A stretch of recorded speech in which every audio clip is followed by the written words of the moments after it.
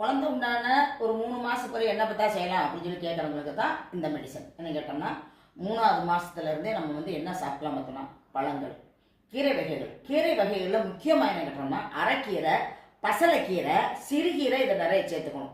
சிறுகீரை எதுக்கு கேட்டோம்னா சேர்க்கணும்னு சொன்னோம்னா சிறுநீர் நல்லா போகும்.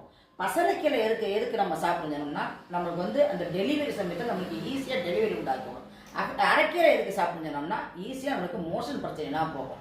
மோஷன் பிரச்சனை இல்லாமல் இருக்கிறதுக்கான தான் அன்றாடம் ஏதாச்சும் ஒரு கீரை, 3 கீரை மொத்தமாக சாப்பிடணும்னு சொல்ல, ஏதாச்சும் ஒரு கீரை சாப்பிட்டு கேட்கணும்.